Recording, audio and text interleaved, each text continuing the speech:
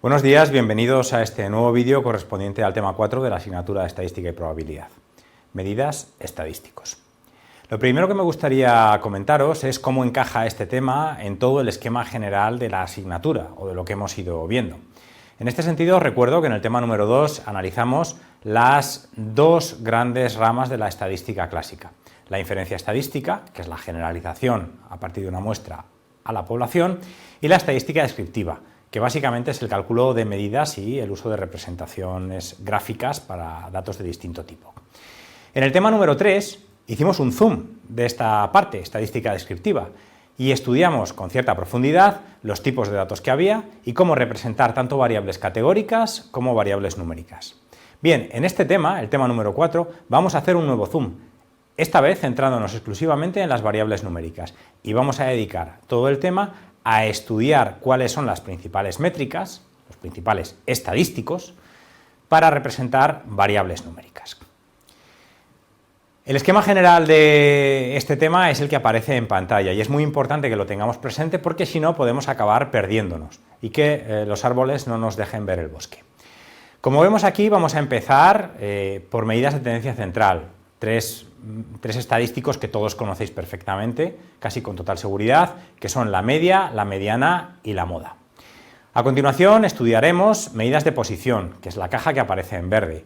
Concretamente estudiaremos los cuartiles, deciles y percentiles. Pasaremos posteriormente a lo que aparece en azul, que son las medidas de variabilidad o dispersión. Veremos qué es el rango o recorrido, el rango intercuartílico, la varianza, la desviación típica y el coeficiente de variación.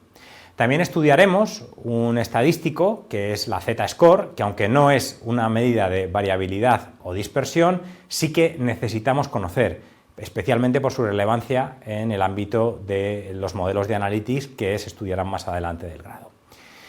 Hablaremos también de medidas de concentración, en este caso del índice de Gini, y también medidas de forma, concretamente el coeficiente de asimetría y el coeficiente de kurtosis. Y este es el esquema general de este vídeo que empieza ahora. Vamos a comenzar con las tres medidas de tendencia central que acabo de mencionar, media, mediana y moda.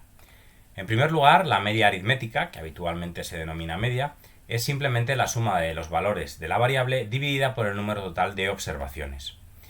Se trata de un valor ficticio, el valor ficticio que deberían tener todos los datos si fuesen iguales, manteniéndose la suma igual que en los datos originales. Un aspecto importante de la media aritmética es que está afectada por los valores extremos. Esto se ve muy bien en este ejemplo. A la izquierda tenemos los valores 1, 2, 3, 4 y 5. La media se calcularía como su suma, 1 más 2 más 3 más 4 más 5, dividido entre el total de datos, 5. Por tanto, 15 entre 3, 15 entre 5, la media sería 3.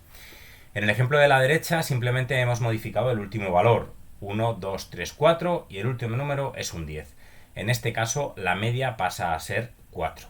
Por tanto, modificando un único número, vemos que la media varía de forma importante. Por tanto, está afectada por valores extremos. En relación a la mediana, simplemente se calcula del siguiente modo. Si ordenamos todos los datos de menor a mayor, la mediana es aquel valor que me divide los datos a la mitad. Es decir, que el 50% de las observaciones me queda a la izquierda y el 50% a la derecha. La ventaja que presenta la mediana es que no está afectada por valores extremos. Usando el mismo ejemplo de antes, vemos que la mediana en ambos casos es el número 3. Si os dais cuenta, a la izquierda del 3 tenemos dos datos, el 1 y el 2, y a la derecha otros dos datos, 4 y 5. Me está dividiendo el dataset en dos conjuntos idénticos, cada uno con el 50% de los datos. Y aquí sucede lo mismo. El 3 sigue siendo la mediana porque a la izquierda me deja dos números, 1 y 2, y a la derecha otros dos números, 4 y 10. Por tanto, esta es una de las ventajas de la mediana, que no se ve afectada por valores extremos.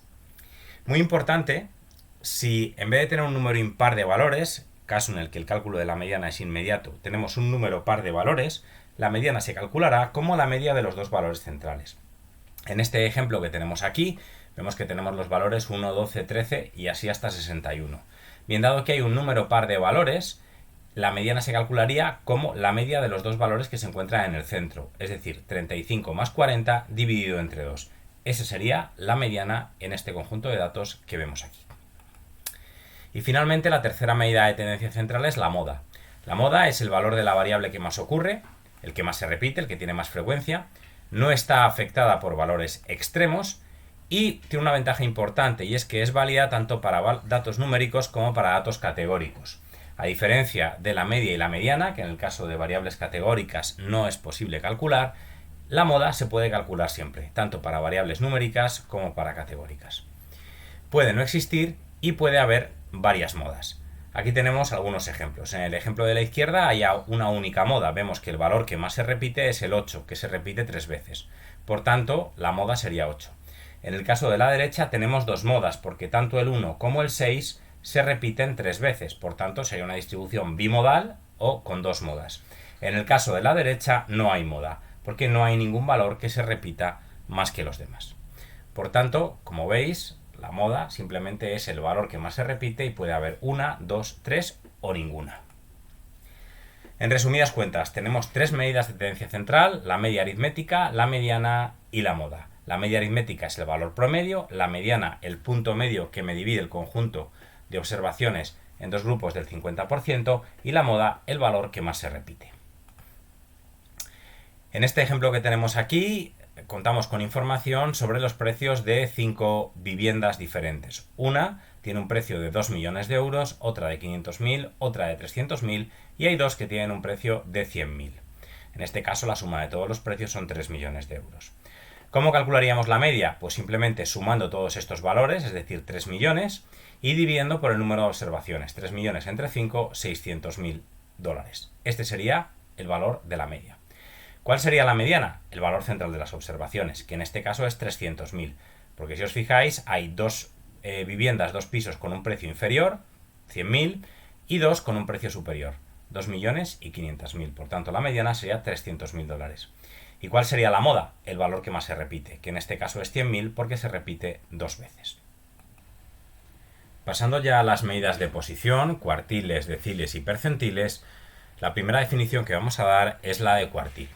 Los cuartiles separan un conjunto de datos ordenados en 4 subconjuntos, siendo cada subconjunto del 25% de los datos.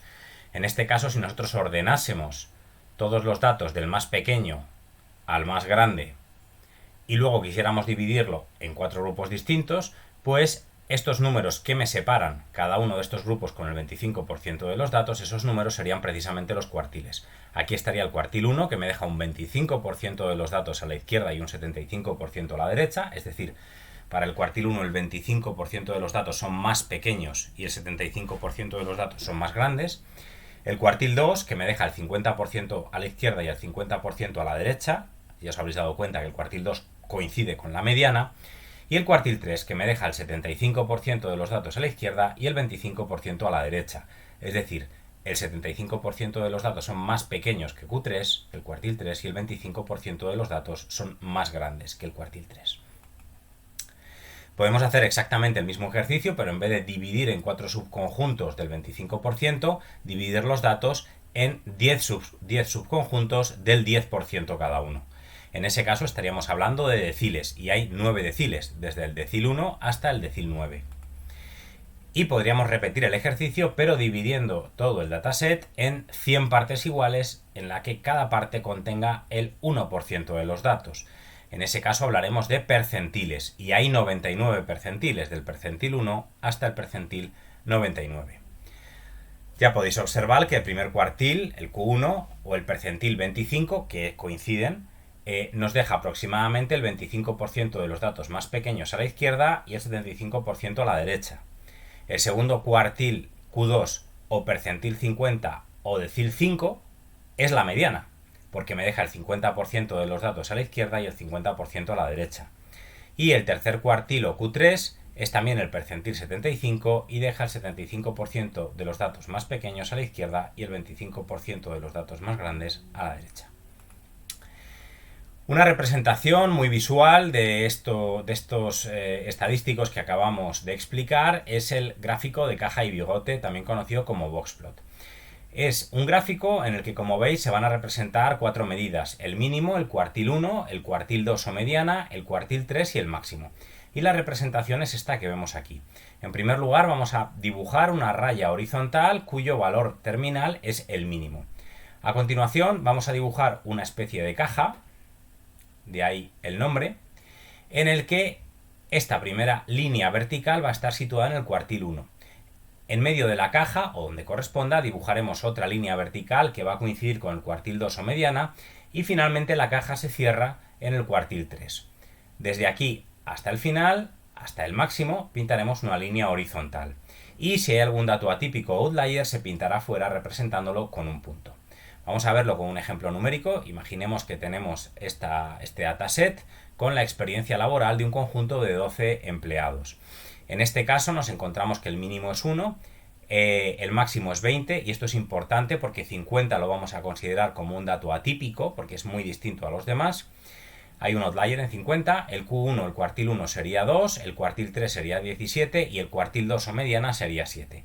Estos cálculos tened en cuenta que han sido hechos sin considerar este atípico de 50.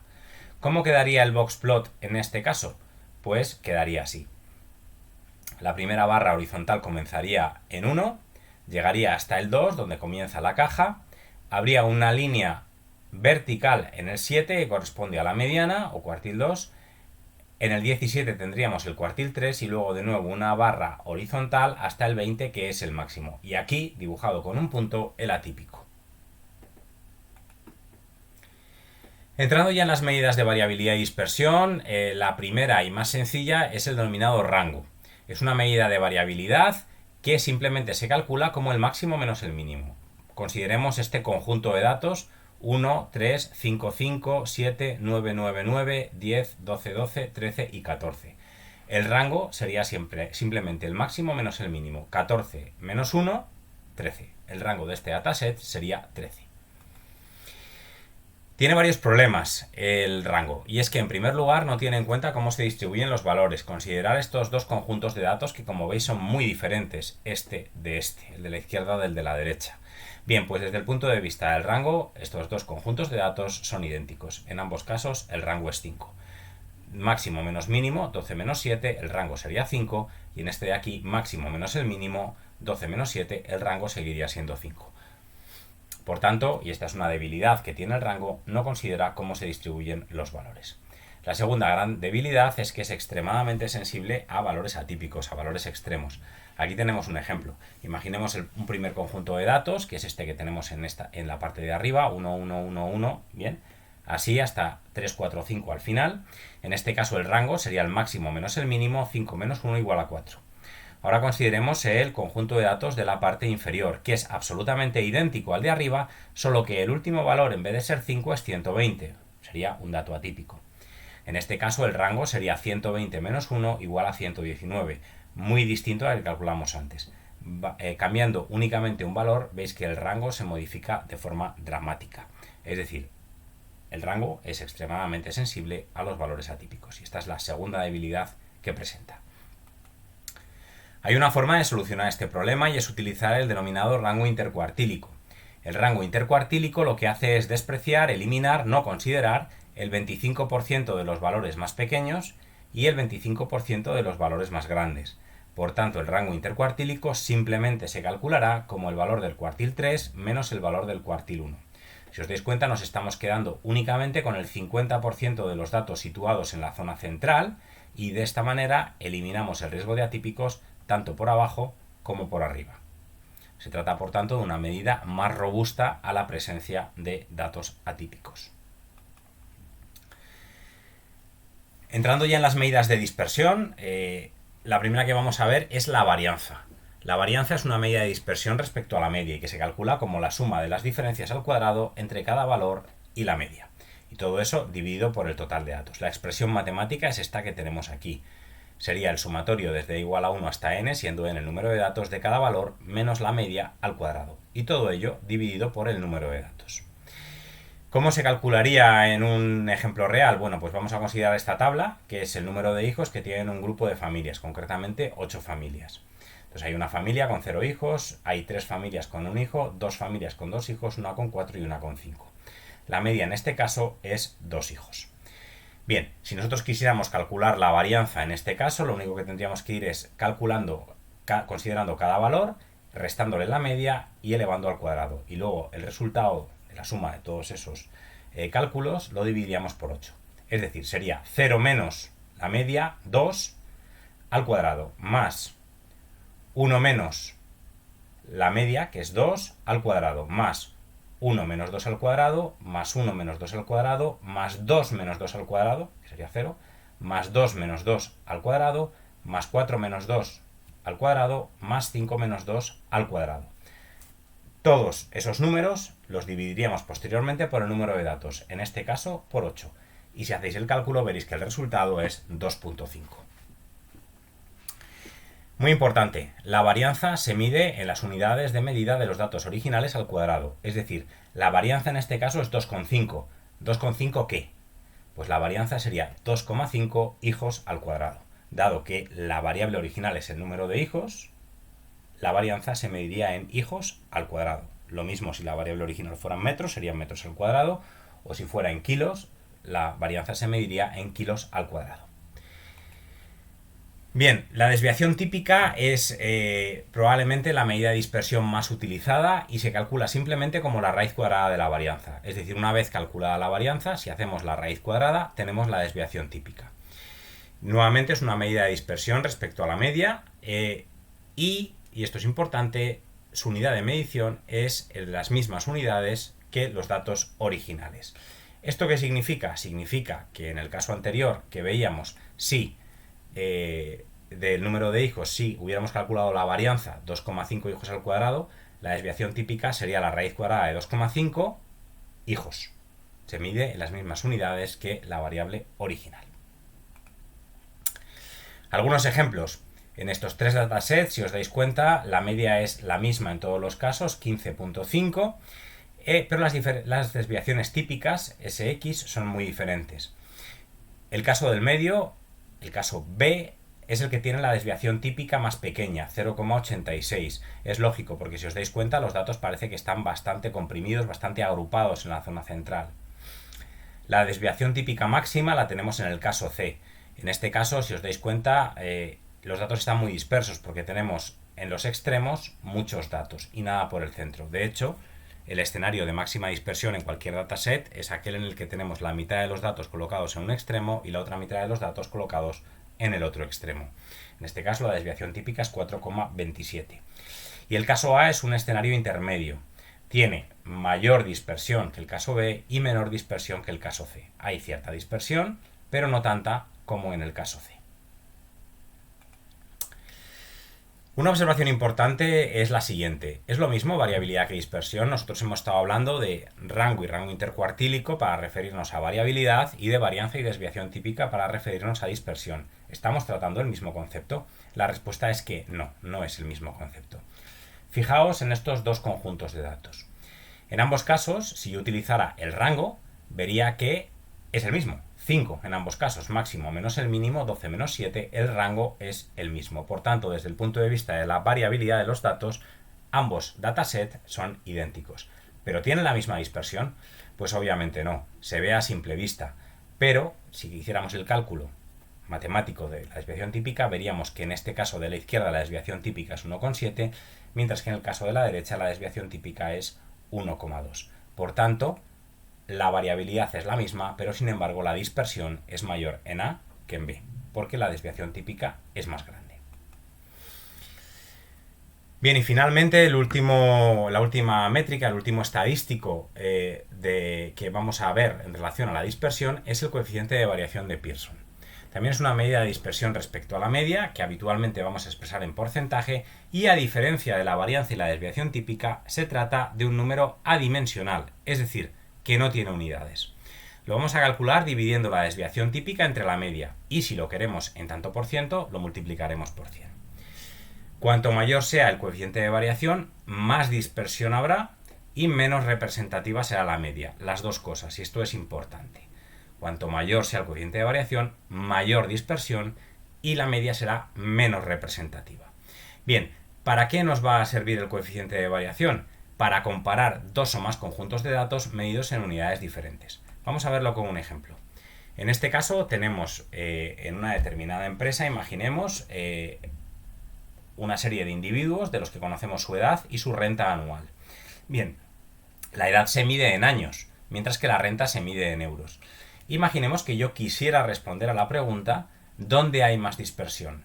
¿En la edad o en la renta?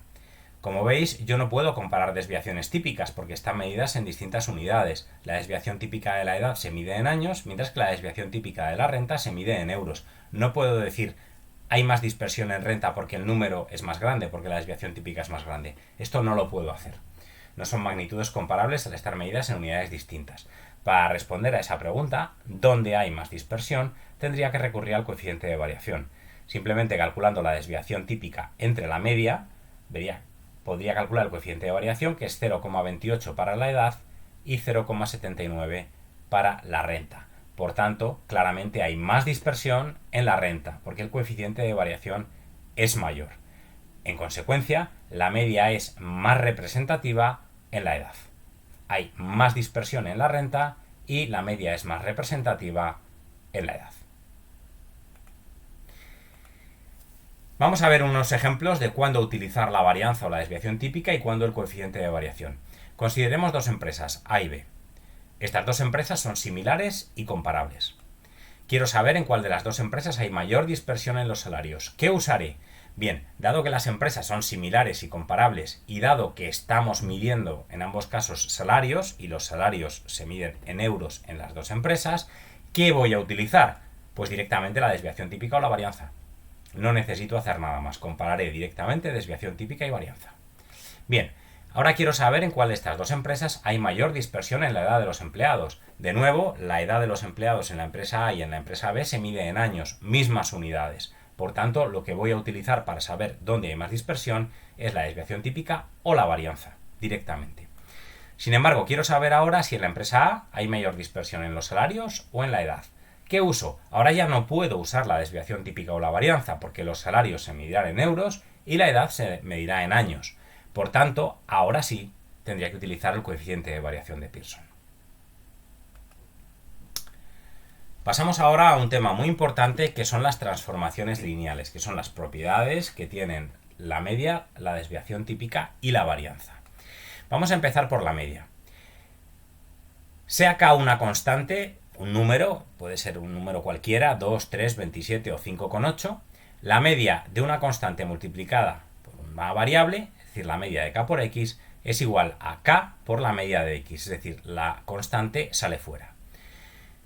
Del mismo modo, si sumamos una constante a una variable, también sale fuera. Media de A por X más B sería A por la media de X, la propiedad que acabamos de ver, más B. La constante sale fuera.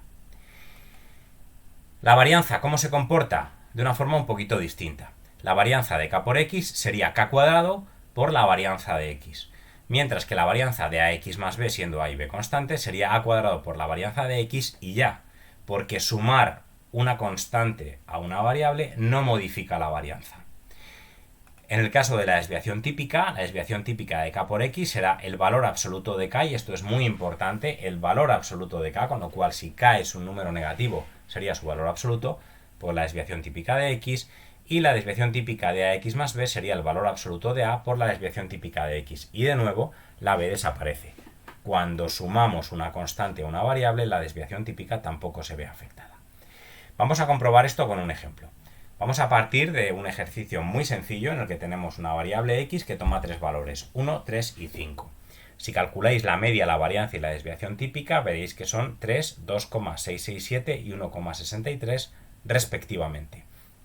Bien, si yo ahora multiplico X por 2, los nuevos valores que tendría serían 1 por 2, 2, 3 por 2, 6, 5 por 2, 10. Y si ahora con la calculadora calculásemos la media, la varianza y la desviación típica, veríamos que es 6, 10,67 y 3,26. Bien, hasta aquí no hay nada extraño, no hay nada novedoso. La cuestión es que aprovechando las propiedades que os acabo de explicar, realmente no tendría ninguna necesidad de haber hecho esto, porque podría haber calculado los valores de la media, varianza y desviación típica de esta nueva variable directamente, sin hacer ningún cálculo. ¿Cómo? Muy sencillo. Yo sé que la media de k por x es k por la media de x. La constante sale fuera. Por tanto, la media antigua era 3, la constante es 2, con lo cual la media de x por 2 sería 2 por la media de x. 2 por 3, 6. Lo mismo con la varianza. Si la varianza original era 2,667, pues 2,667 por la constante al cuadrado, que sería 2 al cuadrado, 10,67. Y finalmente la desviación típica, si la desviación típica original era 1,63, la nueva desviación típica sería 1,63 por el valor absoluto de la constante, el valor absoluto de 2, que es 2, 3,26, que como veis coincide exactamente con lo que hemos obtenido haciendo el cálculo a mano. Lo mismo si sumamos 5 a la variable. Si a esta variable x que toma valores 1, 3, 5 le sumo una constante, tengo los valores 1 más 5, 6, 3 más 5, 8 y 5 más 5, 10. Bien, si hacemos los cálculos a mano sobre estos nuevos valores, obtendremos que la media vale 8, la varianza 2,667 y la desviación típica 1,63. A esta conclusión podríamos haber llegado directamente sin hacer ningún cálculo, sabiendo que cuando sumo una constante a una variable, es decir, la media de x más k es igual a la media de x más k, con lo cual sería la media original 3 más 5. Y sin embargo la varianza y la desviación típica no se van a ver afectadas porque sumar una constante no modifica ni la varianza ni la desviación típica, como acabamos de ver. Por tanto, la varianza y la desviación típica coincidirán con los valores de la variable original. Pasamos ahora al valor estandarizado o tipificado, también conocido como z-score. Esta es una medida que se utiliza para comparar la posición de valores en una variable sin la influencia de la unidad de medida. Es decir, traducido de una forma más sencilla, me permite comparar posiciones relativas entre rankings distintos. Ahora lo veremos con un ejemplo. La forma de cálculo es esta que vemos aquí. Al valor correspondiente se le resta la media y se le divide entre la desviación típica. Muy importante, esto no es una medida de dispersión. Fijaos que en la parte superior ya no estamos hablando, aquí aparecía los estadísticos que estábamos calculando, medidas de tendencia central, medidas de variabilidad o dispersión, medidas de posición. Aquí no aparece nada de eso, porque esto no es una medida de dispersión. Esto no es una medida de dispersión, ¿vale? Y desde luego no es el coeficiente de variación. Esto es una medida que tiene muchísimos usos en el ámbito de Machine Learning, muchos de los cuales descubriréis más adelante, pero que en estos momentos a nosotros para lo que nos sirve es para calcular posiciones en rankings diferentes, como veremos a continuación. La interpretación de la z-score es esta que vemos en amarillo. Es el número de desviaciones típicas que un dato se sitúa por encima o por debajo de la media de esa variable. Bien, vamos ya con el ejemplo. Aquí tenemos una tabla de empleados de una empresa en la que tenemos los datos de edad en años y los ingresos anuales en euros. Concretamente, en relación a la edad, el mínimo, el más joven de la empresa, tiene 17 años y el mayor tiene 64. La media es 38,41 años y la desviación típica 10,86 años. En relación a los ingresos, vemos que el mínimo son algo más de 3.000 euros, el máximo 288.486 euros, la media son 13.602 euros y la desviación típica 10.730 euros. Bien, en este contexto nos encontramos con Luis. Luis tiene 42 años y gana 52.000 euros. Y lo que nos estamos preguntando es cómo de bien o de mal posicionado está Luis en su empresa. Bien, vamos a calcular en primer lugar el valor estandarizado para la edad. Por tanto, el valor estandarizado para la edad de Luis sería 42, que es su edad, menos la media, 38,41, dividido entre la desviación típica, 10,86. Por tanto, el valor estandarizado o z-score para la edad de Luis es 0,34. Esto significa que Luis se encuentra 0,34 desviaciones típicas por encima de la media en lo que se refiere a la edad. Es decir, dentro de su empresa es un poquito más mayor que la media. Vamos a ver cuál es su valor estandarizado para ingresos.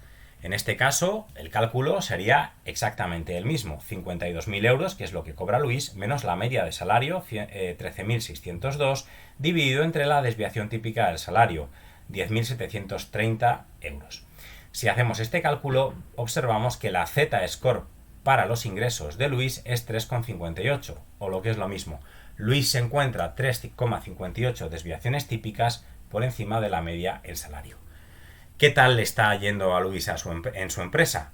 Pues le está yendo realmente bien, porque si os dais cuenta, en lo que se refiere a la edad es un poquito más mayor que la media, 0,34 desviaciones típicas, pero sin embargo está 3,58 desviaciones típicas por encima de la media en salario, con lo cual claramente a Luis pues le está yendo muy bien en su actual compañía.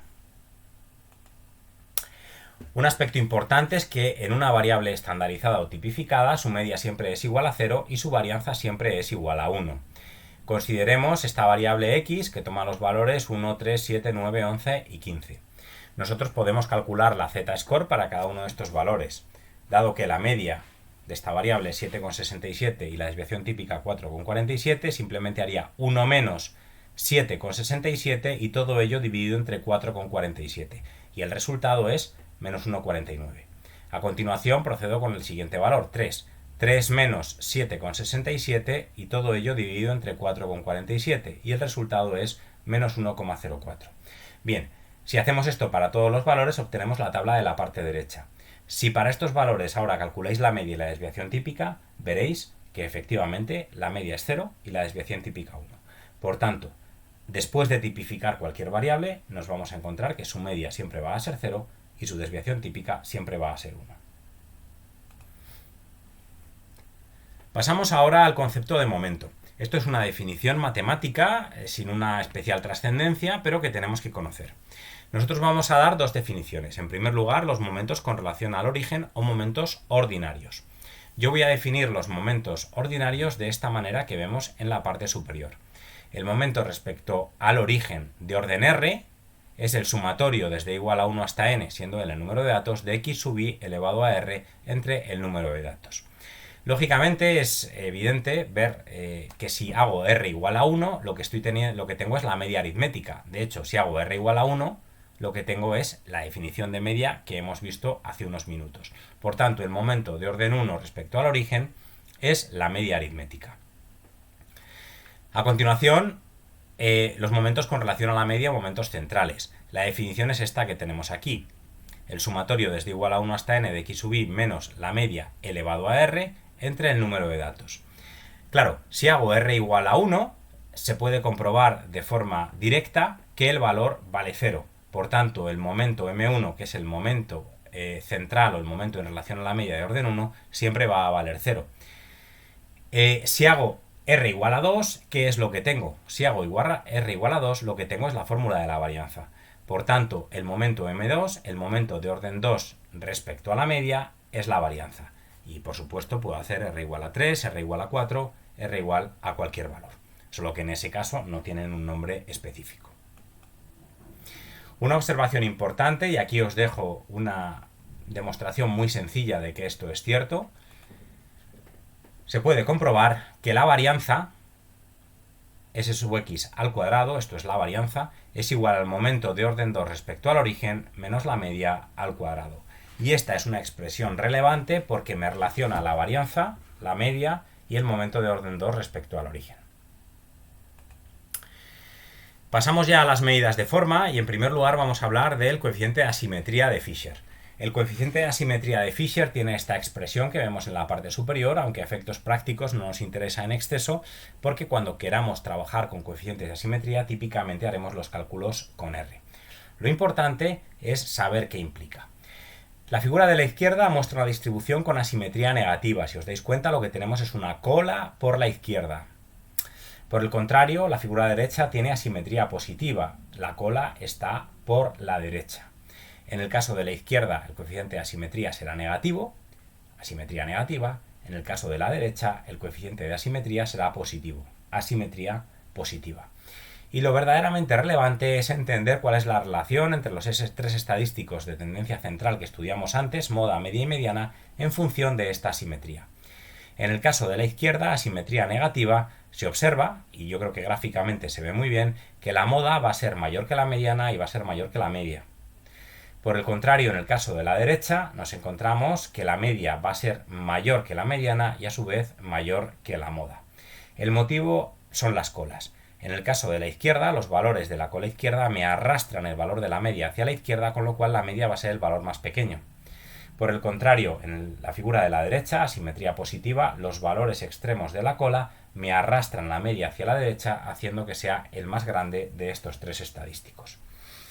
La interpretación yo creo que se ve bastante bien. Fijémonos, por ejemplo, en la figura de la derecha, nos encontraríamos que, imaginemos que esto representa el porcentaje de ingresos de las empresas madrileñas en Pekín, es decir, el porcentaje de ingresos que procede de Pekín en las empresas madrileñas, lo que venden en Pekín.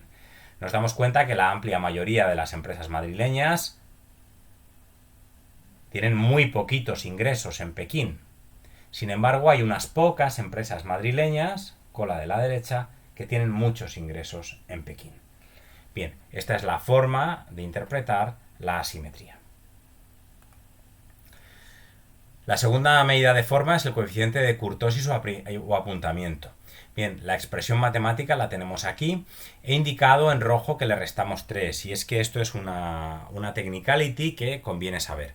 Bien, si nosotros calculásemos el coeficiente de kurtosis utilizando directamente esta expresión que aparece aquí, pero sin restarle 3, tendríamos que para las distribuciones normales, que son la distribución de referencia cuando se habla de kurtosis, el coeficiente de kurtosis vale 3. Bien, por una cuestión meramente estética, le restamos 3, de tal forma que el coeficiente de kurtosis asociado a uno normal valga 0. Como digo, se trata únicamente de una cuestión estética. Bien, una vez que hemos utilizado esta expresión, que como digo, al igual que en el caso de antes, típicamente se calculará usando R u otro software, nunca a mano, nos encontramos con 3 posibilidades. En primer lugar, que el coeficiente de kurtosis valga 0, figura de la derecha. En ese caso hablaremos de una distribución mesocúrtica. Todas las distribuciones normales son mesocúrticas. Cuando el coeficiente de kurtosis sea negativo, situación de en medio, diremos que la distribución es platicúrtica. Y cuando el coeficiente de kurtosis tenga un valor positivo, diremos que la distribución es leptocúrtica, gráfico de la izquierda. Hay un truco, una regla mnemotécnica para recordar estos términos, y es que platicúrtica nos recuerda a plato algo aplastado, que es justamente lo que vemos en las distribuciones platicúrticas. Bien, un error tremendamente común cuando se habla de kurtosis es confundir kurtosis con dispersión. Ojo, el término kurtosis o la kurtosis que tenga la distribución es independiente de la dispersión que tenga. Es decir, no podemos concluir en ningún caso que la distribución leptocúrtica tiene menos dispersión que la platicúrtica o que la platicúrtica tiene más dispersión que la mesocúrtica. Esto no tiene nada que ver con dispersión. La dispersión la vamos a medir con la desviación típica, con la varianza o con el coeficiente de variación. La kurtosis únicamente me relaciona, me recoge, me sintetiza la forma que tiene la distribución. Concretamente, la relación que existe entre el pico de la distribución y sus colas. Fijaos, aquí tenemos 3 distribuciones, una leptocúrtica en gris, una mesocúrtica en azul y una platicúrtica en amarillo. Si os dais cuenta, es cierto que la leptocúrtica es más apuntada por el centro, con lo cual podríamos concluir, perfecto, entonces tiene menos dispersión. Pues no, porque a cambio las colas, fijaos que son mucho más gruesas. La leptocúrtica tiene colas mucho más gruesas. Del mismo modo, la platicúrtica es verdad que es más plana por la zona central, con lo cual podríamos decir que tiene más dispersión. Pues no, porque a cambio tiene las colas más estrechas. Por tanto, no confundamos, por favor, coeficiente de kurtosis con dispersión. Que una distribución sea platicúrtica, mesocúrtica o leptocúrtica no tiene absolutamente nada que ver con que tenga mayor o menor dispersión. El coeficiente de kurtosis no únicamente me está explicando, me da la relación entre la zona del pico de la distribución y las colas. Las leptocúrticas están más apuntadas por el centro y tienen colas más gruesas. Las platicúrticas están más achatadas por el centro pero tienen colas más estrechas, mientras que las mesocúrticas, las normales, se encuentran en una situación intermedia entre ambas. Aquí tenemos 3 gráficos. Estos son, un gráfico con 4 variables. Concretamente son 4 normales. En rojo tenemos una normal de media 0 y desviación típica 0,5. En morado claro una normal 0,1, en morado un poquito más oscuro una normal 0,2 y en azul una normal -2, 0,5. La pregunta que podríamos hacernos es, bien, ¿y de estas cuál es leptocúrtica, cuál es platicúrtica y cuál es mesocúrtica? Bueno, pues la respuesta es que todas son mesocúrticas, porque la distribución normal por definición es mesocúrtica. Por tanto, aunque visualmente podamos tener la tentación de pensar que esta de aquí es platicúrtica, esta es mesocúrtica y estas dos son leptocúrticas, sería incorrecto. Todas las normales, por definición, son mesocúrticas. ¿Por qué esto es relevante? Bueno, esto es relevante por muchos motivos, pero quizá uno que podemos entender fácilmente porque está muy próximo a nuestra experiencia vital, tiene que ver con el rendimiento de los activos financieros, por ejemplo, el rendimiento de las acciones. En general, los activos financieros tienen unos rendimientos con distribuciones leptocúrticas. Aquí en azul nos encontramos con la distribución de rendimientos, de rentabilidades del S&P 500, mientras que en naranja tenemos la distribución de rendimientos que tendría una distribución normal. Como podemos observar, el S&P 500 tiene una distribución que es leptocúrtica, porque fijaos que por la zona central es más apuntado que la normal, pero sin embargo las colas son más gruesas. Vemos aquí barritas azules, mientras que no vemos barritas naranjas. Por tanto, esta distribución de rentabilidades es leptocúrtica, más apuntada por el centro y más ancha por las colas. Esto tiene implicaciones prácticas muy importantes, porque significa que es mucho más probable obtener rendimientos extraordinariamente grandes o extraordinariamente pequeños, anómalamente grandes o anómalamente pequeños me refiero a negativos, rentabilidades negativas, pérdidas. Es mucho más probable en una distribución leptocúrtica que en una mesocúrtica. Dicho de otra manera, cuando trabajamos con activos financieros, la probabilidad de que obtengamos rentabilidades extraordinarias positivas o rentabilidades extraordinarias negativas, pérdidas, es mucho mayor que si las distribuciones fueran mesocúrticas. Este precisamente es uno de los problemas que tienen las rentabilidades de los activos financieros, que al ser leptocúrticas las colas son muy gruesas. Pasamos ya a las medidas de concentración y esto, por favor, es un punto y aparte. No confundamos con lo que hemos visto hasta ahora porque no tiene nada que ver. No es lo contrario a medidas de dispersión, quiero decir. Las medidas de concentración que vamos a estudiar básicamente la curva de Lorentz y el índice de Gini. Simplemente es una métrica que me permite ver cómo se reparte el total de una variable entre un conjunto de observaciones o individuos. Insisto, no confundamos esto con medidas de dispersión porque no tiene nada que ver. Bien, en este caso en concreto que vemos en pantalla el gráfico sería la curva de Lorentz y vamos a tratar de entender en qué consiste eso. Imaginemos, con un ejemplo, que yo quiero ver cómo se distribuye la renta total del país entre el conjunto de habitantes de ese país. Puede darse la situación de que la renta esté muy equilibrada, es decir, que todas las personas de ese país ganen aproximadamente lo mismo. Diríamos que la riqueza en ese caso está muy repartida. Otra posibilidad sería todo lo contrario, que la mayoría de la gente tuviera muy poca renta, muy poco dinero, y unos pocos tuvieran prácticamente todo el dinero, toda la renta. En ese caso diríamos que la riqueza está mal distribuida, está distribuida de forma poco equitativa. Bien, la curva de Lorentz precisamente trata de representar eso. En este caso, lo que representaríamos en el eje de la Y es el acumulado total de la variable que estamos considerando, en este caso la renta. En el eje de las X, el acumulado de individuos desde el 0 al 100%. Y la curva de Lorentz, en este caso sería esta azul, nos diría cómo se va repartiendo esa riqueza entre todos los individuos. Vamos a calcular la curva de Lorentz con un ejemplo. En este caso tenemos una empresa en la que hay una serie de trabajadores, concretamente hay 50 trabajadores, y lo que queremos es ver cómo está de bien o mal repartido los salarios. Nos encontramos que entre 10 y 20.000 euros hay 20 trabajadores, que entre 20 y 30.000 euros hay 14 trabajadores, hay 14 trabajadores con este salario. Y así sucesivamente. Estos serían los datos de entrada y a partir de esta información queremos calcular la curva de Lorentz, queremos dibujarla. Bien, ¿cómo lo haríamos? Bien, lo primero que vamos a hacer es fijar lo que llamamos marca de clase. La marca de clase es asignar un número a cada una de estas categorías. ¿Cuál es el número más sensato? Pues la media. Por ejemplo, si yo estoy trabajando con el intervalo 10-20, ¿cuál sería la marca de clase asociada a ese intervalo? Pues parece razonable utilizar la media, que es 15, el valor medio. Si estoy trabajando en el intervalo 20-30, ¿cuál sería la marca de clase? El 25, que es el valor medio.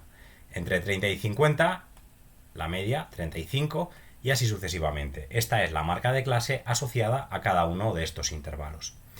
A continuación voy a calcular a partir de las frecuencias absolutas, n sub i minúscula, las frecuencias absolutas acumuladas, n sub i mayúscula. Fijaos, ¿cómo calculo estos números? Como ya hemos visto en el tema anterior. En primer lugar 20, a continuación 34, que sería simplemente 20 más 14. Si a 34 le sumo estos 9, tendría 43 y así sucesivamente. Voy sumando todos los valores hasta llegar al final y tendría las frecuencias absolutas acumuladas. A partir de estos valores voy a calcular las frecuencias relativas acumuladas. ¿Cómo? Simplemente dividiendo estas frecuencias absolutas acumuladas entre el total de datos, 50. 20 entre 50, 40%. 34 entre 50, 68%, y así sucesivamente. Y esto lo he marcado en rojo por un buen motivo, porque este es el primer dato que voy a utilizar en mi gráfico. Las frecuencias relativas acumuladas es precisamente lo que voy a representar en el eje de las X. A continuación tengo que calcular la masa salarial, es decir, qué cantidad de dinero se está gastando dentro de cada colectivo. Esto es sencillo de entender. Si yo tengo a 20 trabajadores que cobran 15.000 euros, ¿cuánto dinero me estoy gastando en esos 20 trabajadores? Pues 20 por 15.000 euros, 300.000 euros. Lo mismo con todos los demás. En esta categoría tenemos a 14 trabajadores que cobran de media 25.000 euros. 14 por 25.000 euros, 350.000 euros. Los trabajadores en esta categoría están cobrando en su conjunto 350.000 euros. A eso le voy a denominar en este caso masa salarial. Si fuera renta, pues sería masa de renta. Bien, a continuación hago la suma de todos ellos y vemos que en su conjunto la empresa se está gastando en salarios 1.375.000 euros. Bien, voy a proceder ahora exactamente igual que hice antes. Voy a calcular la masa salarial acumulada en términos absolutos y luego en términos relativos. La acumulada, ¿cómo lo haríamos? Pues igual que hemos hecho siempre, ir sumando 300.000, que sería esto, 300.000 más 350.000, 650.000, 650.000 más 315.000 sería 965.000 y así sucesivamente. Y luego calculamos la masa salarial acumulada relativa dividiendo estos valores entre el total, 1.375.000. 300.000 entre 1.375.000 es el 22%, 650.000 entre 1.375.000 el 47% y así sucesivamente. Y de nuevo lo marco en rojo porque este es el segundo valor que voy a utilizar para mi gráfico. Concretamente es lo que voy a representar en el eje de las Y's. Bien, pues aquí tendríamos el gráfico. Simplemente sería ir cogiendo estos números. En primer lugar tenemos el valor 40 para F mayúscula sub i y 22 para Q sub i. Pues me iría a 40, 22 más o menos y aquí tendríamos el primer punto. A continuación haría lo mismo con el siguiente, 68%, 47%. Pues me iría aproximadamente al 68% y al 47%, perdón, que estará más o menos por aquí. Y aquí estaría el segundo punto. Bueno, pues voy dibujando todos los puntos que he calculado hasta llegar al final y luego simplemente los uno con una línea. Esto que acabo de dibujar es mi curva de Lorentz. Bien, ya nos damos cuenta en este caso que la curva de Lorentz en el fondo lo que me está representando es cómo se distribuyen los datos y de una forma un poco intuitiva ya podemos ver que cuanto más cercana esté la curva a esta bisectriz, menor desigualdad habrá, y cuanto más alejada esté de la bisectriz, mayor desigualdad habrá. Pero, ¿hay alguna forma de sumarizar, de sintetizar esto en un único número? Pues sí, el número se denomina el índice de Gini. El índice de Gini me resume toda la información de la curva de Lorentz en un único indicador. Concretamente, el índice de Gini va a tomar valores entre 0 y 1. Cuando vale 0 significa máxima equidad, cuando vale 1 significa mínima equidad, máxima concentración. Es decir, cuando está próximo a 0 significa que la variable considerada, el salario, la renta, está repartida de forma muy igualitaria entre todos los individuos, mientras que cuando es próximo a 1 llegaremos a la conclusión de que la variable que estemos considerando, el salario, la renta o lo que sea, está repartida de manera muy desigual. Por tanto, el índice de Gini es un índice de desigualdad. Cuanto más grande sea, más desigual es el reparto. Matemáticamente lo vamos a calcular utilizando esta expresión que vemos aquí, que ahora veremos con un ejemplo. Pero de manera intuitiva, que yo creo que se ve muchísimo mejor, podemos entender en qué consiste esa fórmula. ¿Qué es esto que tenemos aquí?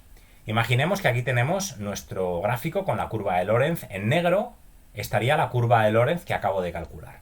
En verde estaría la bisectriz, que es la línea de igualdad perfecta. Es decir, si todos los individuos tuvieran exactamente el mismo sueldo, o todos los individuos tuvieran exactamente la misma renta, o todos los individuos tuvieran exactamente la misma cantidad de lo que sea que estamos midiendo, la curva de Lorentz sería esta línea verde, la bisectriz. Por el contrario, la línea naranja representa la máxima desigualdad, desigualdad perfecta. Esta curva de Lorentz es aquella en la que todas las personas consideradas tienen cero de lo que sea. Si estamos hablando, por ejemplo, de renta, un país con 100 millones de habitantes, la desigualdad perfecta consistiría de que todos los habitantes, excepto uno, tienen una renta de cero y un único habitante tiene la totalidad de la renta. En esa situación, desigualdad perfecta, la curva de Lorentz sería esta curva que aparece aquí marcada en naranja. Típicamente la curva de Lorentz la real va a estar situada entre medias de estas dos situaciones, igualdad perfecta o desigualdad perfecta. ¿Vale? Bien, el índice de Gini lo único que está haciendo es lo siguiente: calcular el área marcada en rojo como A, calcular el área marcada en amarillo como B, y el índice de Gini se calcularía como A dividido entre A más B, es decir, la división entre esas dos áreas. Eso es, de una forma conceptual, lo que estamos haciendo con la expresión matemática que os acabo de enseñar. Bien, vamos a verlo con el mismo ejemplo de antes. Aquí tenemos la tabla que había calculado antes. Aquí tenemos los valores de F sub I mayúscula y los de Q sub I mayúscula. ¿Cómo calcularíamos el índice de Gini? Como el sumatorio desde igual a 1 hasta K-1, y muy importante, es hasta K-1. El último valor no lo vamos a considerar. Es hasta K-1. De F sub I menos Q sub I dividido entre el sumatorio desde igual a 1 hasta K-1 de F sub I. Por tanto, ¿cómo lo haríamos? 40 menos 22 más 68 menos 47 más, y así sucesivamente. ¿Hasta dónde? Hasta 96 menos 88, que es esto que tenemos aquí. Y todo eso lo dividimos entre la suma de F sub I, es decir, entre 40 más 68 más 86 más 96, que es lo que tenemos aquí. Si hacemos ese cálculo, vemos que el índice de Gini para este ejemplo concreto es de 0,22, o expresado en tanto por ciento del 22%. La conclusión, si os dais cuenta, es que existe una relativa equidad en el reparto porque el índice no es muy grande. Recordad, valores próximos a 0 significa reparto absolutamente igualitario, valores próximos a 1, reparto absolutamente desigual. A modo de curiosidad, aquí tenemos el índice de Gini en el mundo, marcado en colores. Esto sería un cartograma de los que vimos en el vídeo correspondiente al tema número 3. Bueno, pues aquí aparecen, como veis, en colores marrón oscuro, rojo oscuro y naranja, índices de desigualdad muy grandes que podemos encontrar en algunos países, mientras que los colores azules y morados representan niveles de igualdad más grandes, índices de Gini más pequeños. Es el caso de España, que está marcada en un color morado claro, con lo cual nos encontramos en niveles de desigualdad menores que en otros países. Muy importante indicar que el índice de Gini es un índice muy sensible a la selección de los intervalos de la variable. Ya lo hemos visto, los cálculos dependen de qué intervalos consideremos, también depende de la marca de clase que elijamos, con lo cual esa elección puede modificar sustancialmente el cálculo, el valor que obtengamos en el índice de Gini. Además, no es demasiado fiable la comparación de índices de Gini entre diferentes países. ¿Por qué? Porque a lo mejor distintos países utilizan distintas metodologías de cálculo, con lo cual la comparativa no es del todo adecuada. Resulta mucho más interesante comparar el índice de Gini dentro de un mismo país, donde sabemos que el cálculo ha sido siempre el mismo a lo largo de los años, en el mismo país, la misma empresa, en fin, donde tengamos garantías de que el cálculo siempre ha sido el mismo. Y a modo de curiosidad, de tipo económico, mencionar simplemente la llamada hipótesis de Kuznets. La hipótesis de Kuznets, que esta que vemos en pantalla, lo que dice es que a medida que un país se desarrolla, es decir, a medida que el nivel de ingresos aumenta, lo que ocurre con la desigualdad es que en primer lugar aumenta, llega a un punto en el que deja de aumentar y a partir de ese momento la desigualdad empieza a decrecer. La conclusión a la que llegaba Kuznets con esta hipótesis es que cuando un país se está desarrollando es lógico al principio observar niveles crecientes de desigualdad, pero que alcanzado un determinado nivel de desarrollo esa desigualdad va a disminuir. Esto se trata simplemente de una hipótesis que no ha sido confirmada, ha sido confirmada en algunos casos y no confirmada en otros, con lo cual no sabemos a día de hoy si esta hipótesis es o no cierta, pero bueno, merece la pena mencionarlo como curiosidad de tipo económico en relación al índice de Gini. Bien, y ya para terminar este tema número 4, vamos a hablar de momentos bidimensionales. Los momentos bidimensionales son parecidos a los momentos unidimensionales, solo que ahora estamos considerando dos variables, x e y. Las expresiones matemáticas son estas que vemos aquí en pantalla, no voy a detenerme en ellas porque no es especialmente relevante, simplemente que sepáis que existen porque la covarianza y el coeficiente de correlación que voy a mencionar a continuación son precisamente momentos bidimensionales. Pasamos en este tramo final del vídeo a estudiar la relación entre dos variables. Bien, si yo quiero estudiar la relación entre dos variables, puede darse la situación de que las variables sean numéricas o categóricas. Vamos a comenzar con las numéricas. En el caso de las variables numéricas, para estudiar la relación entre dos variables de tipo numérico, el primer indicador, el primer estadístico que puedo calcular es la llamada covarianza. La expresión matemática la tenemos aquí abajo y realmente tampoco nos resulta especialmente interesante porque típicamente esto lo vamos a hacer con algún software tipo R o incluso Gretel. Nos indica si existe relación lineal y en caso de existir si esta es creciente o decreciente. Es decir, si es creciente significa que cuando una variable aumenta la otra también aumenta y si es decreciente significa que cuando una variable aumenta la otra disminuye.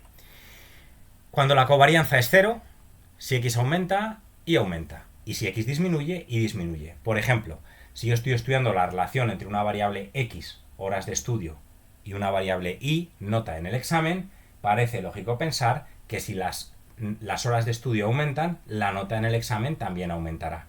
Por tanto, concluiremos que la relación es directa. En ese caso, la covarianza será positiva. Cuando la covarianza es negativa, x e y se mueven en direcciones opuestas. Otro ejemplo. Consideremos x, que es la variable número de días por semana que salgo de fiesta. E y, nota que saco en el examen final. Bien, parece razonable pensar que a medida que x aumenta, al aumentar el número de días por semana que salgo de fiesta, la nota en el examen y disminuye. Por tanto, cuando x aumenta, y disminuye. Y cuando x disminuye, y aumenta. Se mueven en direcciones opuestas. En ese caso, la covarianza va a ser negativa. Cuando x e y son estadísticamente independientes, concluiremos que la covarianza... Bueno, no concluiremos, sino que veremos que la covarianza es 0 y... Si la covarianza es 0, significa que x e y son linealmente independientes. Y en este caso es una relación sí y solo sí. Es decir, la relación va en los dos sentidos. Si la covarianza es 0, x e y son linealmente independientes. Y si x e y son linealmente independientes, entonces la covarianza es 0. Bien, un aspecto importante que tenemos que tener en cuenta de la covarianza es que tiene unidades. ¿Qué unidades tiene? Las de x multiplicadas por las de y. En el ejemplo que poníamos antes de horas de estudio y nota en el examen, la covarianza, las unidades que tendría sería horas por puntos. En el caso en el otro ejemplo que poníamos de días que salgo de fiesta a la semana y nota en el examen, la covarianza también tendría unidades. ¿Qué unidades? Días por puntos. Por tanto, y este es el principal problema que tiene la covarianza, lo único que me va a servir de ella es el signo que toma. Si es positiva, negativa o neutra, o 0. ¿Por qué? Porque imaginaos que yo os digo que la covarianza entre dos variables es menos 347. ¿Esto es mucho o es poco? Pues no lo sé, porque no sé 347 si es mucho o es poco, ya que tiene unidades. Lo único que me interesa en este caso es el signo, que es negativo. Por tanto, concluiré que la relación es inversa, es decreciente. Cuando una aumenta, la otra disminuye y viceversa. Imaginemos que os digo que la covarianza entre dos variables es 0,037. De nuevo, ¿eso qué significa? Pues no lo sé. Lo único que puedo concluir es que la relación es positiva. Cuando una variable aumenta, la otra también aumenta, porque la covarianza tiene unidades. Viendo este gráfico, me gustaría hacer algunas reflexiones sobre esto que he mencionado antes de dependencia o independencia estadística y lineal. Vamos a fijarnos en esta relación. Si os dais cuenta, esto sería la variable y, esta sería la variable x. Si yo calculara la covarianza entre estas dos variables, probablemente sería muy próxima a 0. Vamos a ver por qué. Primera pregunta, ¿son x e y estadísticamente independientes? Claramente no. Existe una relación clarísima, lo que pasa es que la relación es de este tipo, es una relación probablemente de tipo cuadrática, con lo cual no son estadísticamente independientes. ¿Son linealmente independientes? En este caso sí. Si yo quisiera ajustar una recta de regresión, probablemente obtendría algo parecido a esto. Por tanto, no hay una relación lineal, lo que es una relación no lineal, de tipo cuadrática. ¿Cuánto valdría la covarianza en este caso? Pues probablemente 0. Porque la covarianza no es un indicador de si x e y tienen algún tipo de relación. La covarianza es un indicador de si x e y tienen una relación lineal. En este caso la relación no es lineal, con lo cual es muy posible que la covarianza valga 0. Bien, para solucionar el problema que os mencionaba de las unidades de la covarianza, surge el coeficiente de correlación. El coeficiente de correlación lo voy a calcular como la covarianza dividido entre la desviación típica de x y la desviación típica de y. Bien, este coeficiente ya es adimensional, ya no tiene unidades. Y esto ya sí lo puedo utilizar para determinar cómo es la fuerza relativa de la relación lineal entre dos variables numéricas. Típicamente va a tomar valores entre menos 1 y 1, es decir, el coeficiente de correlación nunca puede valer menos de menos 1 ni más de 1. Cuanto más próximo a menos 1, diremos que más fuerte es la relación lineal negativa. Relación lineal negativa significa que cuando la x aumenta, la y disminuye y viceversa. Y cuanto más próximo a 1, más fuerte es la relación lineal positiva. Cuando x aumenta, y aumenta. Bien. Cuanto más próximo a 0, más débil es la relación lineal. En el caso extremo de que valga 0, concluiremos que no hay relación lineal entre estas dos variables. Aquí tenemos algún ejemplo. En el primer caso tendríamos una relación lineal perfecta. El coeficiente de correlación en este caso valdrá menos 1 porque es negativa cuando x aumenta y disminuye. Y además es perfecta, por tanto el coeficiente de correlación valdrá menos 1. En el segundo caso también existe una relación negativa cuando x aumenta y disminuye, pero fijaos que hay más variabilidad, con lo cual el coeficiente de correlación podría valer, por ejemplo, menos 0,6, menos 0,7, algo de ese estilo. En este caso de aquí no hay relación lineal en absoluto, porque cuando x aumenta, ¿qué hace y? Aumentar o disminuir. Y se queda exactamente igual. Por tanto, haga lo que haga x, y no varía. X e y son linealmente independientes. El coeficiente de correlación va a ser 0. En este caso de aquí nos encontramos con una relación positiva perfecta, al aumentar x y aumenta también, pero además de una forma absolutamente perfecta, sin ninguna variabilidad. Y en este último caso tenemos una relación positiva, cuando x aumenta parece que y aumenta, pero fijaos que hay mucha variabilidad, la relación no es tan clara como en el caso anterior, por tanto el coeficiente de correlación será positivo pero pequeño, 0,2, 0,3, lo que sea. Un aspecto a tener en cuenta y que un error que se comete muy frecuentemente es confundir correlación y causalidad. Correlación no implica causalidad, es decir, que dos variables tengan una elevada correlación no significa en ningún caso que haya una relación causa-efecto entre ellas. El ejemplo más típico, que se explica siempre cuando se cuenta esto, es un caso real que está extraído del libro que tenéis en la parte inferior de la diapositiva sobre estadística. Aquí se ponía un ejemplo en el que entre los años 1930 y 1936 se correlacionó el número de cigüeñas observadas en una población de Alemania y el número de nacimientos. El gráfico que se obtuvo es este que tenemos en pantalla y como veis el coeficiente de correlación probablemente sea muy alto, quizá de 0,8, 0,9, una cosa así. Si nosotros interpretásemos esta correlación tan elevada como una relación causal, ¿qué tendríamos que concluir? que al aumentar el número de cigüeñas aumentan los nacimientos, con lo cual a lo mejor era cierto aquello de que a los niños los trae la cigüeña de París. Evidentemente esto es una tontería, pero es una tontería derivada de una interpretación incorrecta de qué significa la correlación. Correlación no significa causalidad, que al aumentar las cigüeñas aumente el número de nacimientos no significa que haya una relación causa-efecto entre los dos fenómenos. No es una relación causal, es una relación derivada de la casualidad, no de la causalidad. Por tanto, por favor, no confundamos correlación con causalidad. Que dos variables tengan una correlación elevada no significa que exista relación causal alguna entre ellas. Finalmente, si lo que pretendemos es estudiar la relación entre dos variables categóricas, lo que vamos a estudiar es la tabla de contingencia correspondiente. Aquí tenemos la tabla de contingencia que hemos trabajado en vídeos previos, en el que aparece la titulación que está cursando cada uno de los alumnos, ADE o Derecho, y su nivel jugando a un determinado juego. No juega principiante o profesional. En este caso queremos estudiar si existe relación entre la titulación que se está cursando y el nivel de juego. Si no juega, si es principiante o es profesional. Esta tabla es una tabla de contingencia en la que, como veis, lo que tenemos son las frecuencias relativas de cada una de las categorías. Bien, para determinar si estas variables son dependientes o independientes, lo que tenemos que verificar es si se cumple o no esta expresión. Bien, para ello vamos a proceder de una forma muy sencilla. En primer lugar, lo que vamos a hacer es ver cuál es la frecuencia relativa conjunta de la primera casilla. Ser alumno de ADE y no jugar, que vemos que es un 4%. Y a continuación vamos a ver las frecuencias relativas marginales de cada una de esas categorías. Por ejemplo, para ADE sería un 34% y para no juega sería un 20%.